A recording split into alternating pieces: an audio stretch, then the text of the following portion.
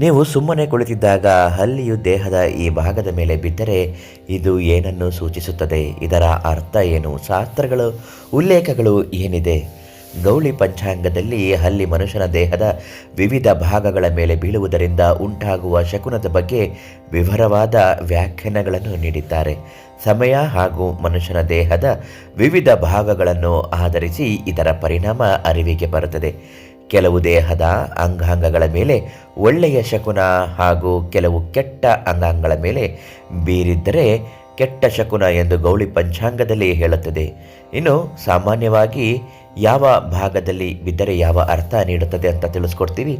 ನಿಮಗೇನಾದರೂ ಯಾವುದೇ ರೀತಿಯಾದಂತಹ ಸಮಸ್ಯೆಗಳು ಜೀವನದಲ್ಲಿ ಇದ್ದರೆ ಪರಿಹಾರಕ್ಕಾಗಿ ಪಂಡಿತ್ ಶ್ರೀ ಮಂಜುನಾಥ ಗುರುಗಳಿಗೆ ಒಂದು ಕರೆ ಮಾಡಿ. ತುಂಬ ಚೆನ್ನಾಗಿ ಪರಿಹಾರ ಹೇಳ್ತಾರೆ. ನಿಖರವಾದ ಪರಿಹಾರ ಇವರು ಖಂಡಿತವಾಗಿಯೂ ನೀಡ್ತಾರೆ. ಇನ್ನು ಸಾಮಾನ್ಯವಾಗಿ ಪುರುಷನ ಬಲಭಾಗದಲ್ಲಿ ಮೇಲೆ ಅಥವಾ ಮಹಿಳೆಯ ಎಡಭಾಗದ ಮೇಲೆ ಹಲ್ಲಿ ಬಿದ್ದರೆ ಶುಭ, ಹಾಗೂ ಪುರುಷನ ಎಡಭಾಗದ ಮೇಲೆ ಅಥವಾ ಮಹಿಳೆಯ ಬಲಭಾಗದ ಮೇಲೆ ಬಿದ್ದರೆ ಅದು ಅಶುಭ, ಹಾಗೂ ಪುರುಷರಿಗೆ ಅನಾನುಕೂಲವಾಗುತ್ತದೆ ಎಂದು ಸಹ ಗೌಳಿ ಪಂಚಾಂಗದಲ್ಲಿ ಹೇಳುತ್ತಾರೆ.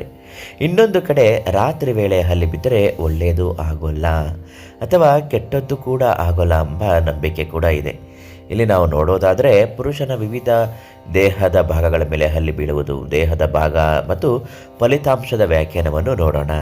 ತಲೆಯ ಮೇಲೆ ಬಿದ್ದರೆ ವಿವಾದ ತಲೆದೋರುವ ಸಾಧ್ಯತೆ, ತಲೆಯ ಮೇಲ್ಭಾಗದಲ್ಲಿ ಸಾವಿನ ಭಯದ ಮುನ್ಸೂಚನೆ, ಮುಖದ ಮೇಲೆ ಬಿದ್ದರೆ ಅನಿರೀಕ್ಷಿತವಾಗಿ ಅಲ್ಪ ಸಂಪತ್ತು ದೊರೆಯಲಿದೆ.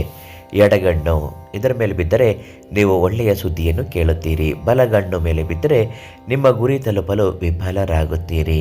ಹಣೆಯ ಮೇಲೆ ಬಿದ್ದರೆ ನಿಮ್ಮ ಪ್ರಿಯತಮೆಯಿಂದ ನೀವು ಪ್ರತ್ಯೇಕಗೊಳ್ಳಲಿದ್ದೀರಿ. ಕೆನ್ನೆಯ ಬಲಭಾಗದ ಮೇಲೆ ಬಿದ್ದರೆ ನೀವು ಕೆಟ್ಟ ಸುದ್ದಿಗಳನ್ನು ಕೇಳುತ್ತೀರಿ.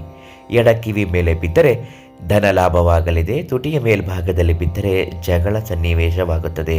ತುಟಿಯ ಕೆಳಭಾಗದಲ್ಲಿ ಬಿದ್ದರೆ ಶೀಘ್ರ ಆರ್ಥಿಕ ಧನಲಾಭ ಸಹಾಯವಾಗುತ್ತದೆ. ಈ ರೀತಿಯಾಗಿ ದೇಹದ ಅನೇಕ ಭಾಗಗಳ ಮೇಲೆ ಹಲ್ಲಿಯು ಬಿದ್ದರೆ ಒಂದೊಂದು ರೀತಿಯ ಅರ್ಥ ಸಿಗುತ್ತದೆ. ಮೊಣಕಾಲು ಮೇಲೆ ಬಿದ್ದರೂ ಕೂಡ ಆರ್ಥಿಕ ನಷ್ಟವಾಗುತ್ತದೆ. ಬೆರಳುಗಳ ಮೇಲೆ ಬಿದ್ದರೆ ಹಳೆಯ ಸ್ನೇಹಿತರನ್ನು ಭೇಟಿಯಾಗುತ್ತೀರಿ. ತೊಡೆಯ ಮೇಲ್ಭಾಗದಲ್ಲಿ ಬಿದ್ದರೆ ನೀವು ದುಡ್ಡು ಕಾಸಿನ ಸಮಸ್ಯೆಯಿಂದ ಪರಿಹಾರ ಪಡೆದುಕೊಳ್ಳಲಿದ್ದೀರಿ.